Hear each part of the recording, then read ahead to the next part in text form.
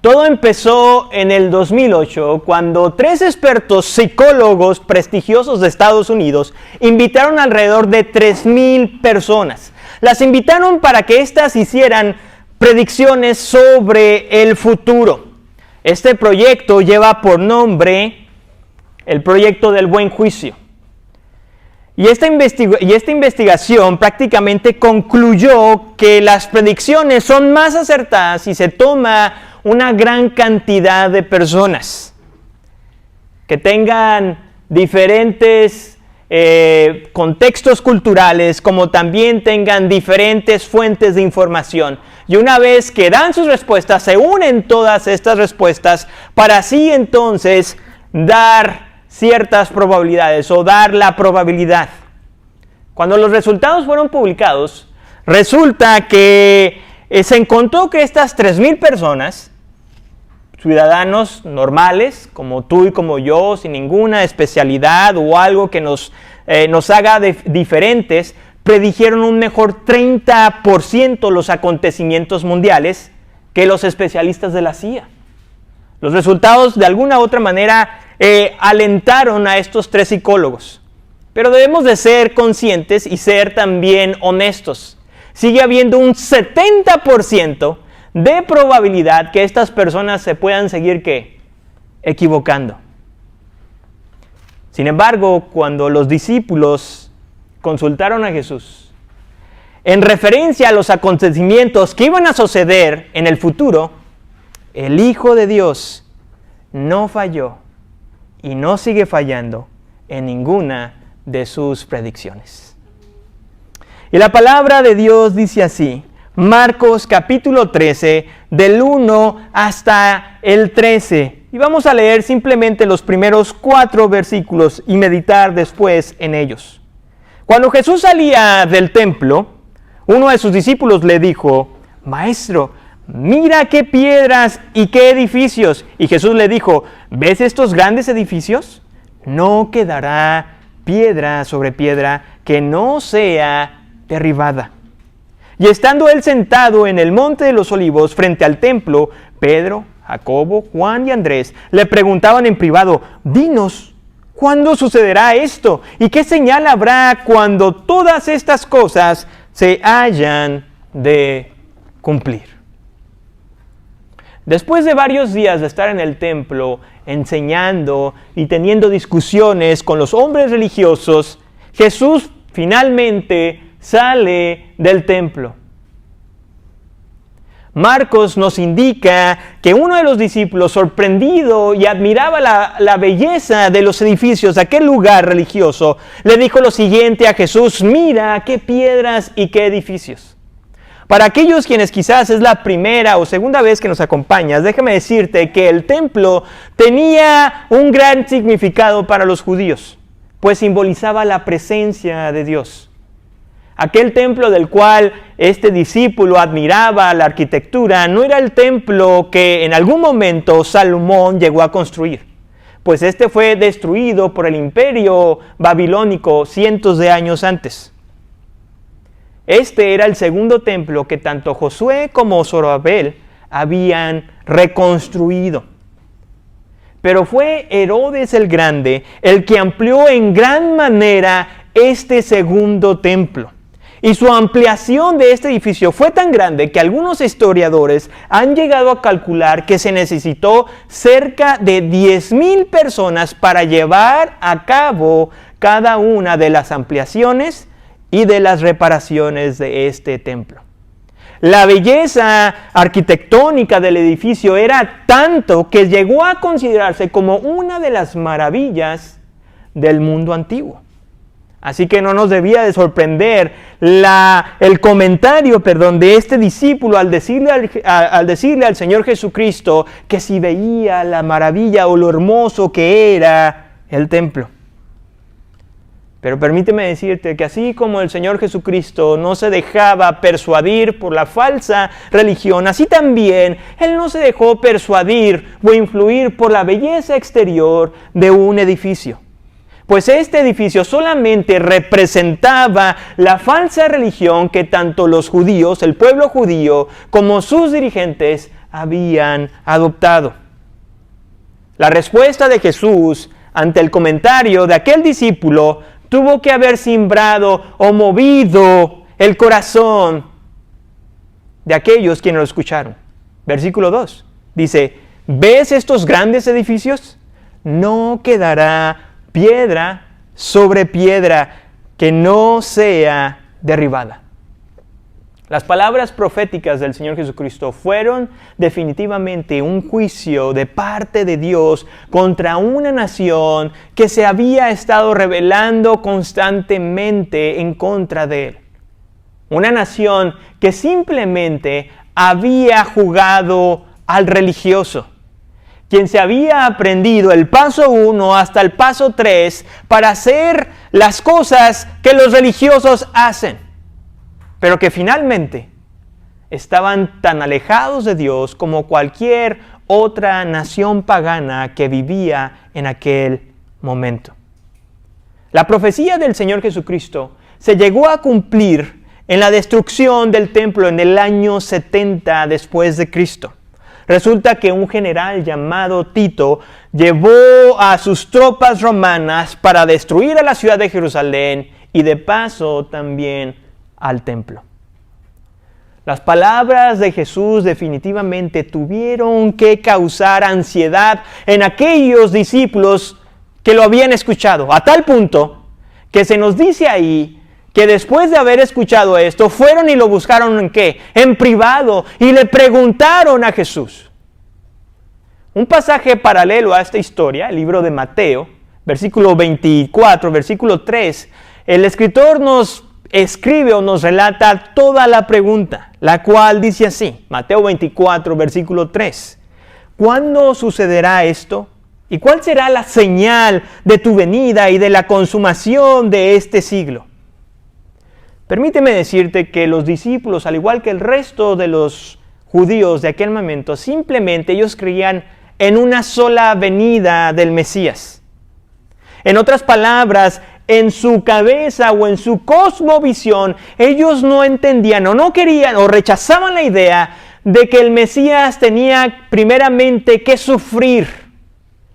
Como lo dice así el profeta Isaías en el capítulo 53, donde nos describe este Mesías sufriente, donde su primera venida tenía que ser como alguien que se iba a ofrecer a sí mismo como un sacrificio por el perdón de los pecados de muchos.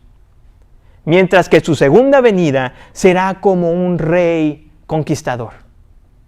En el último libro del Nuevo Testamento, Apocalipsis, capítulo 19, del 11 al 13, el escritor Juan nos comparte esta visión de la segunda venida de Jesús. Dice así, Apocalipsis 19, 11 y 13. Vi el cielo abierto y apareció un caballo blanco. El que lo montaba se llamaba Fiel y Verdadero.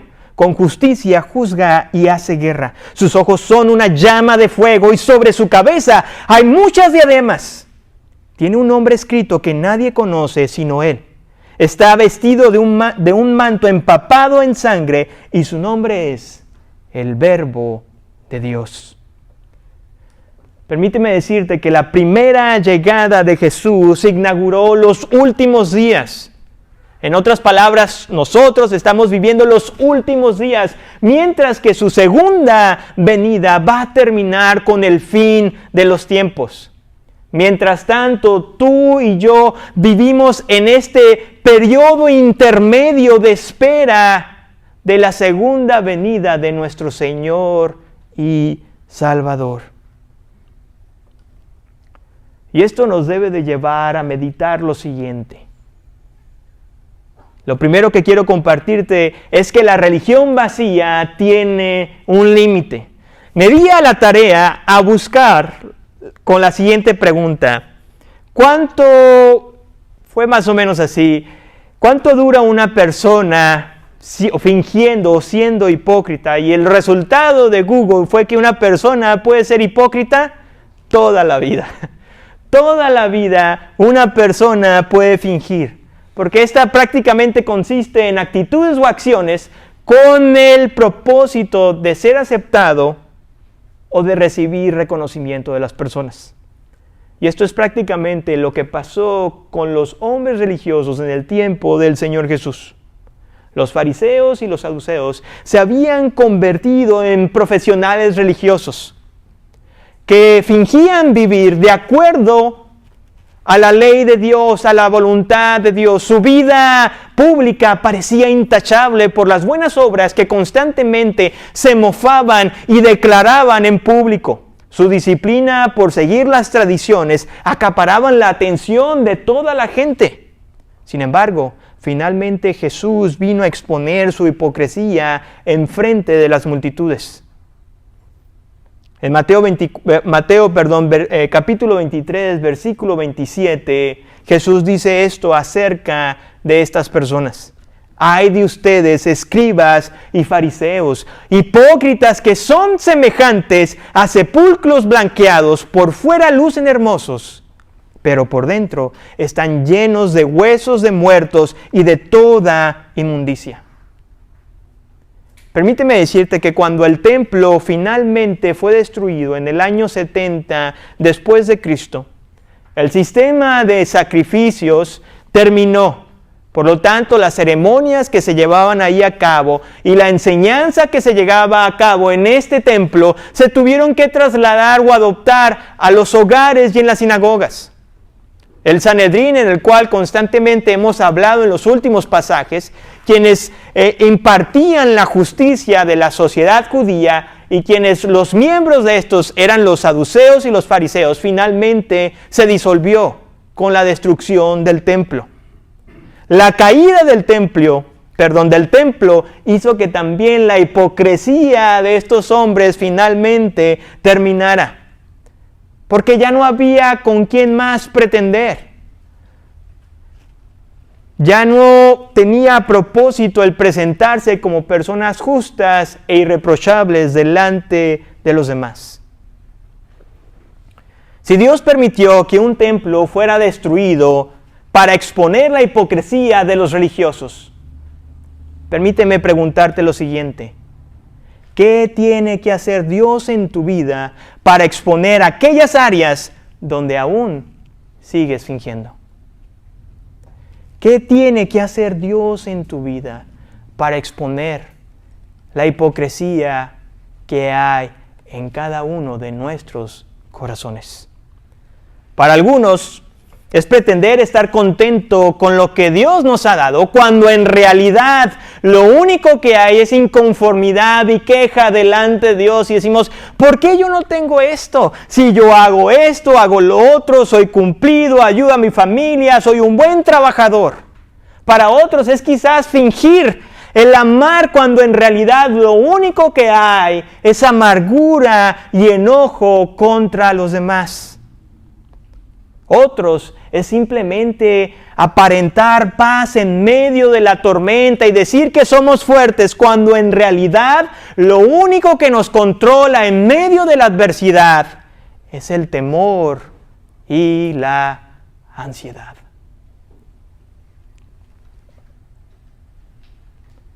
Versículo del 5 al 8.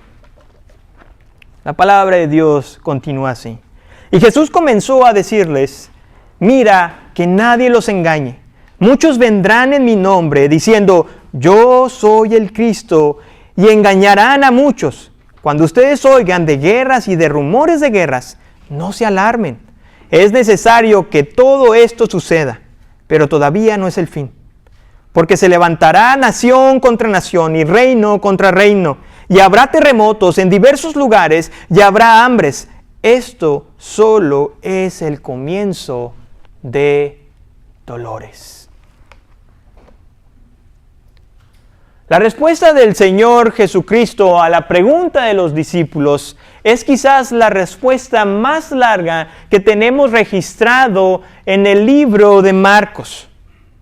Esta información tan detallada definitivamente no debe pasar desapercibida por cada uno de nosotros. Después de haber profetizado la destrucción del templo, ahora Jesús vemos que se va a enfocar en el futuro lejano. Y esto es a partir del versículo 5 hasta finalizar todo el capítulo 13. versículo 37, cuál es el último versículo.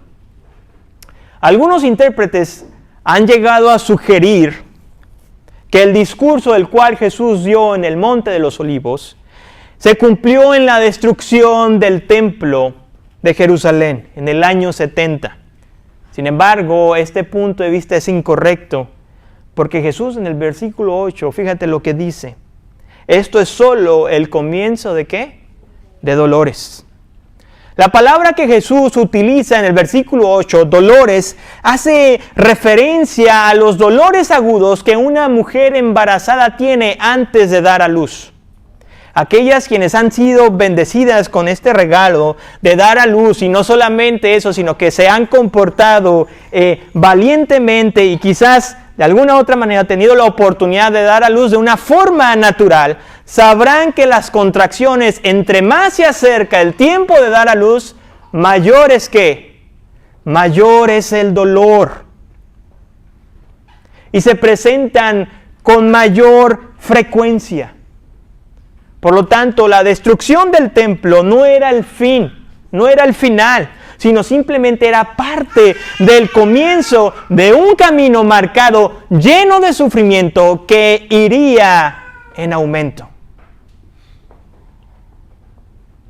Y es aquí donde Jesús nos empieza a advertir que el mundo será engañado por falsos cristos. Definitivamente, a lo largo de la historia, muchas personas se han levantado diciendo que son el enviado de Dios, que son el Mesías, que ellos tienen la solución para tus problemas y los míos. Con sus mentiras han desarrollado sistemas religiosos tan meticulosos y tan sutiles que miles de personas, y no es que millones de personas, a través de la historia, a través del tiempo, han sido engañadas.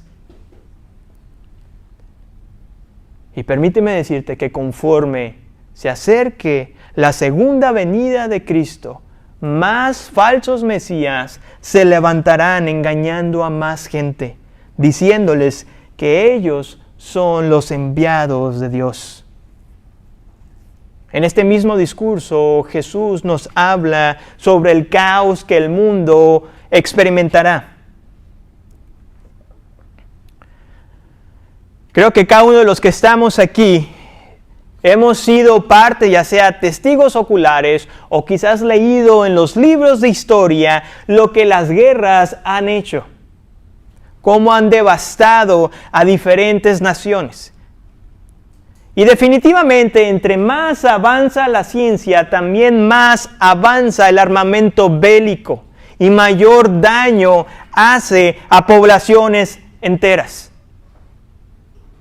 La histeria y la ansiedad se sentirá con mayor fuerza porque habrá rumores de guerras o guerras que simplemente se escuchan pero quizás nunca se lleguen a concretar.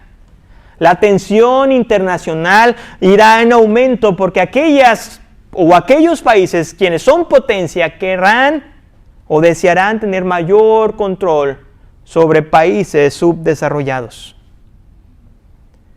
En este mismo discurso también Jesús nos habla sobre los desastres naturales. Grandes terremotos han azotado a nuestro planeta. Al menos 2 de ellos, y hablando en particular en un país, en México, en el 85 y después en el 2017. Quizás algunos de los que estamos aquí, no sé si estuvimos cerca o no, pero quizás llegamos a conocer a alguien que estuvo en el lugar. Y la experiencia que tuvieron fue totalmente aterradora, que los dejó definitivamente marcados de por vida. Pero el escritor Juan, en el libro de Apocalipsis, nos advierte y nos dice que el terremoto que se experimentará en los últimos días será el más grande. Apocalipsis capítulo 19, versículo 18 al 19.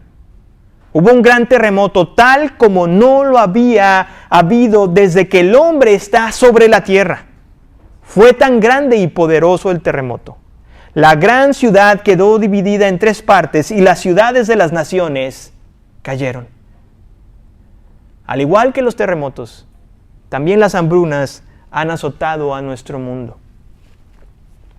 Pero en aquellos días finales, el hambre va a ser tanta que el mismo escritor de Apocalipsis nos dice que 1/4 parte de la población morirá por causa del hambre.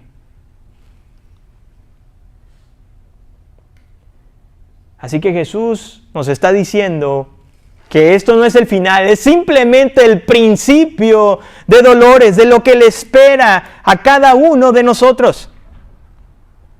Las palabras que Jesús estaba compartiendo en aquel día definitivamente tuvieron que perturbar el corazón en gran manera a esos hombres sobre lo que se avecinaba.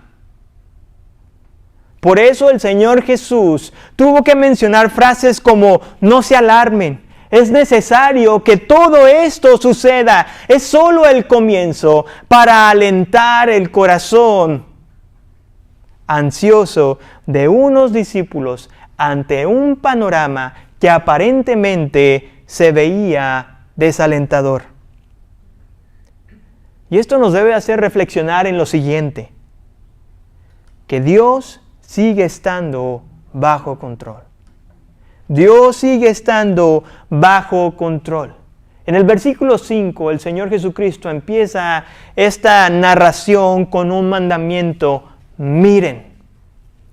Hay otra forma también de traducir este mandamiento o este verbo de mirar o miren, y es: tengan cuidado o presten atención. Y este mandamiento de Jesús debe tomarse con la debida seriedad, porque en un mundo donde hay cerca de 4,000 religiones y donde cada una declara tener la verdad, es muy fácil ser engañado. La pregunta que seguramente en algún momento tú te llegaste a hacer y que yo también me llegué a hacer fue la siguiente: ¿cómo saber distinguir que lo que yo creo, en este caso el cristianismo bíblico, es el que tiene realmente la verdad? Porque todas las demás religiones dicen exactamente lo mismo: yo tengo la verdad. Y permíteme darte los siguientes argumentos. Y espero y reconozco que estuve orando al Señor para que sea Él que, aun cuando fueran cortos y quizás sencillos, fueran lo suficientemente convincentes y profundos, si es que alguna vez tú te has llegado a preguntar esta pregunta y aún sigues batallando si realmente lo que dice aquí contiene la verdad absoluta. Y es que el cristianismo declara que la salvación es solamente a través de Jesús. Es la única religión donde vas a escuchar que solamente a través de Jesús, no a través de un intercesor, de un intermediario, de algún pastor o de algún otro hombre religioso, solamente a través de Jesús tú y yo podemos tener acceso al Padre, a la vida eterna. Por otro lado, el cristianismo es la única religión en la cual te va a hablar acerca de la condición del hombre tan precaria en la que tú y yo estamos. En otras palabras, en la maldad que hay en el corazón del hombre. Mientras que otras religiones quizás te pueden decir: sí, el hombre en cierta parte es mala, pero hay destellos de esperanza. O quizás te pueden decir: el hombre es como un pizarrón en blanco y conforme va creciendo uno lo va llenando de lo que uno quiere. Pero la Escritura es muy clara al decirnos que antes de nacer, antes de salir del vientre de nuestra madre, hemos sido concebidos en pecado. En otras palabras, somos pecadores desde nacimiento, porque somos incapaces de agradar a Dios. Aunque definitivamente no podemos descartar que hay ciertos destellos de bondad en el hombre, la pregunta es: cuando nuestra bondad es comparada o nuestra justicia es comparada con la santidad de Dios, con la perfección de Dios, nuestra justicia queda demasiado manchada. Y nos es imposible alcanzar el perdón y la salvación a través de nuestras propias fuerzas. Por eso mismo, La Biblia y el cristianismo nos suplica y nos ruega de entender nuestra necesidad de un Señor y de un Salvador. Porque a través de Jesús, a través de su muerte y resurrección, logró lo que ninguno de nosotros podemos lograr: el perdón de nuestros pecados y la restauración con nuestro Padre Celestial. Por otro lado, el mandamiento de Jesús de prestar atención nos demanda también salir de nuestra burbuja de fantasía. Quizás eres tú de los que forma parte del club que ha tomado la decisión de no ver más noticias. Y quizás lo entiendo, porque lo único que reportan son cosas que malas, prácticamente son malas noticias. Y tal vez también has decidido a tratar de sacar todo lo bueno en las cosas malas que pasan en este mundo. Aunque esa actitud, déjame decir que es una actitud muy loable de tu parte y digna de imitar, permíteme hacerte las siguientes preguntas. Y quiero que las respondas con la debida seriedad y sinceridad. Y son las siguientes. ¿Qué pasará cuando la tragedia golpee tu vida? ¿Cómo vas a responder? ¿Seguirás viendo las cosas de la misma manera? Cuando los efectos de la guerra realmente alcancen a tu familia. Cuando el desastre natural termine por destruir todo aquello por lo cual has trabajado. ¿Cómo vas a responder? Permíteme decirte que las palabras de Jesús son una realidad. El mundo está en caída y en una caída libre. Y aunque de repente surjan ciertos destellos de esperanza, cada vez son menos y más esporádicos. En la actualidad hay un gran número de conflictos internacionales, de guerras, de las cuales tú y yo ni siquiera sabemos. ¿Por qué? Porque no se reportan en las noticias. Simplemente para leerte una lista, no es muy exhaustiva porque dudaríamos aquí más del tiempo debido, pero quizás algunas de ellas lo conozcas. Está el conflicto israelí contra los palestinos, está la guerra de Rusia contra Ucrania, está la guerra civil de Sudán, está el conflicto de Oromo, está el conflicto en el Congo, está el conflicto entre Armenia y Azerbaiyán. Los expertos señalan que los conflictos armados se han incrementado desde el inicio del siglo XXI, especialmente a partir del 2010, es cuando vieron un incremento en las guerras. El declive de este mundo es por el pecado que hay en cada uno de nosotros.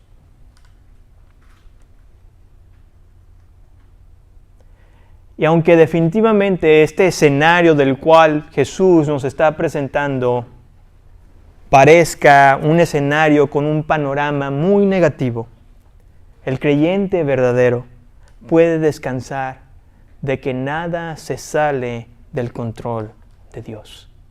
Cada una de las cosas que pasa en este mundo no toman a Dios por sorpresa. Todo está bajo su control. El profeta Isaías, en el capítulo 14, versículo 24, nos dice lo siguiente: el Señor de los ejércitos ha jurado, tal como lo he planeado, se cumplirá, tal como lo he decidido, se realizará. Versículo 9 al 13. Pero ustedes estén alertas, porque los entregarán a los tribunales y serán azotados en las sinagogas. Y comparecerán delante de gobernadores y reyes por mi causa, para testimonio a ellos. Pero primero, el evangelio debe ser predicado a todas las naciones. Cuando los lleven y los entreguen, no se preocupen de antemano porque lo que van a decir, sino que lo que les sea dado en aquella hora, eso hablen, porque no son ustedes los que hablan, sino el Espíritu Santo. El hermano entregará a la muerte al hermano, y el padre al hijo, y los hijos se levantarán contra los padres y les causarán la muerte. Y ustedes serán odiados de todos por causa de mi nombre. Pero el que persevere hasta el fin, ese será salvo.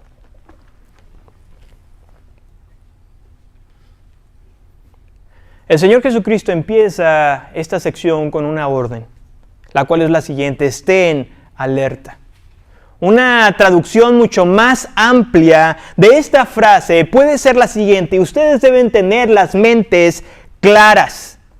El énfasis de esta oración es en ustedes, porque el objetivo de los creyentes es entender que la persecución y la adversidad por la cual vamos a pasar a causa de Cristo no son por malos entendidos de los valores cristianos, sino más bien es una expectativa divina para todo aquel que decida seguir los pasos de Jesús.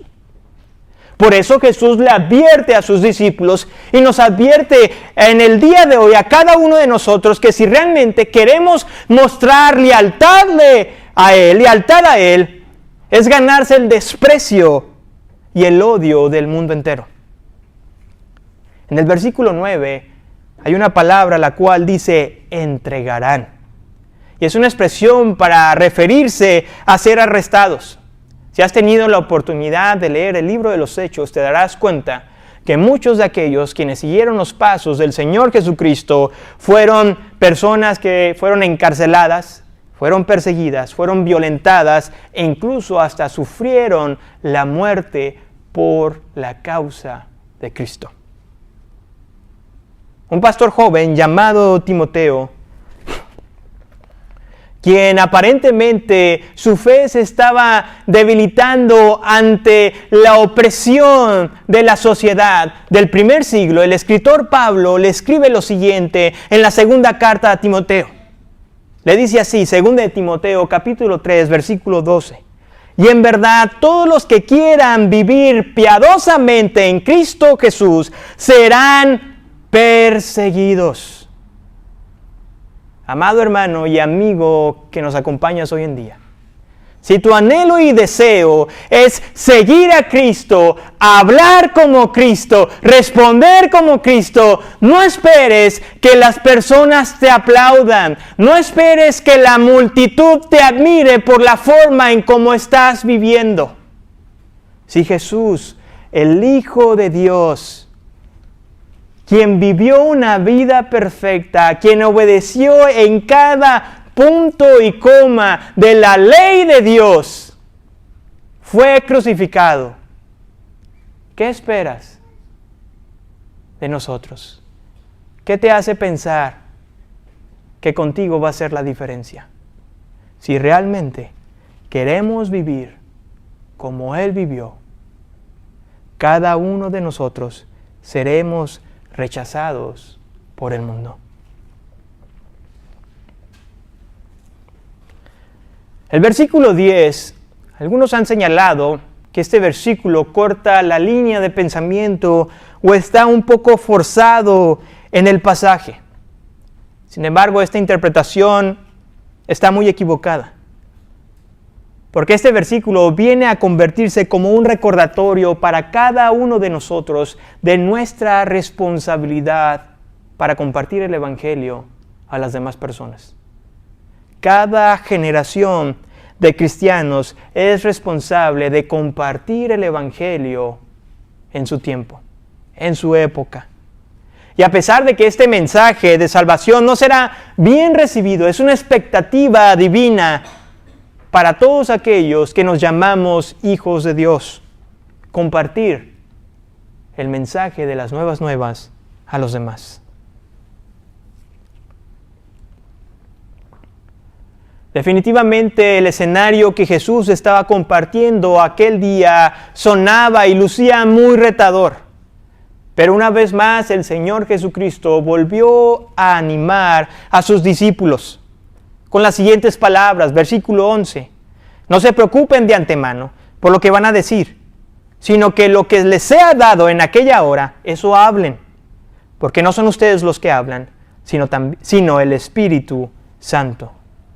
Tanto la Biblia como la historia de la iglesia, la cual aún se sigue escribiendo con nuestras vidas, somos testigos de cómo la gente en el momento preciso fue utilizada por el Espíritu Santo para defender la fe.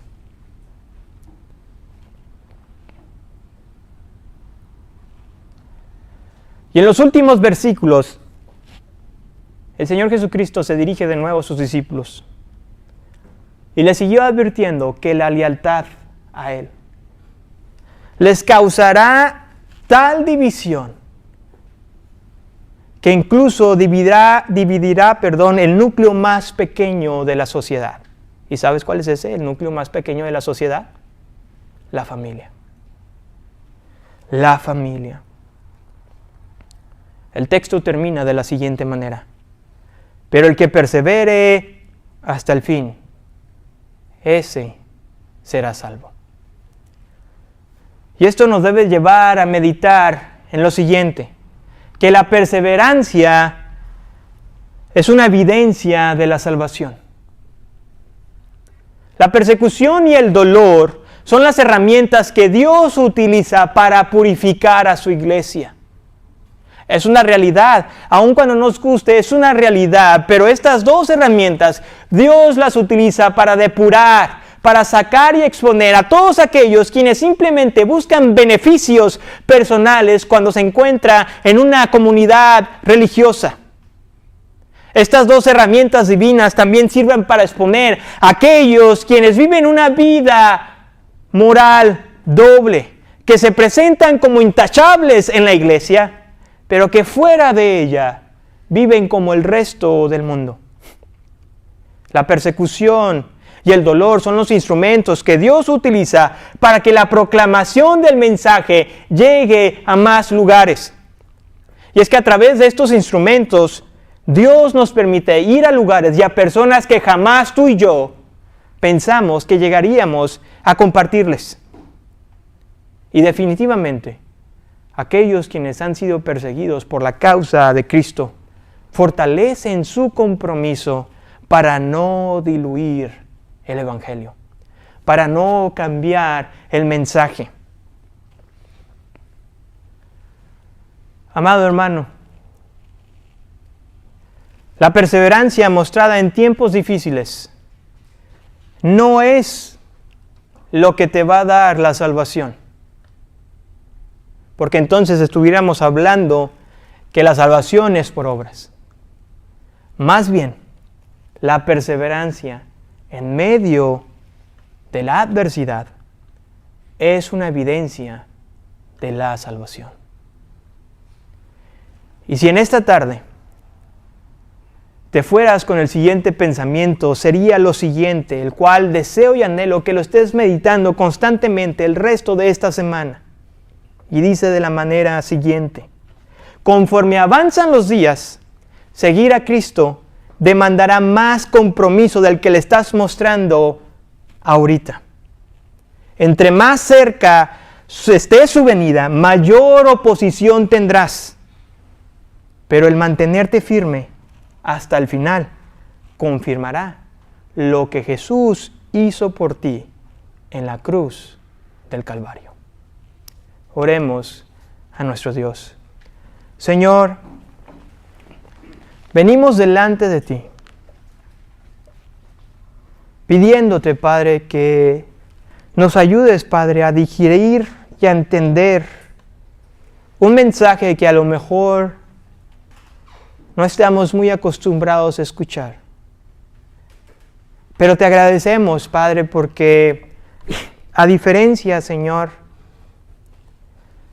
de este proyecto donde se juntaban estas 3,000 personas y daban sus probabilidades sobre el futuro y simplemente acertaban un 30%, sabemos que lo que Jesús dijo aquí en la Escritura, lo que dice es 100% verdad.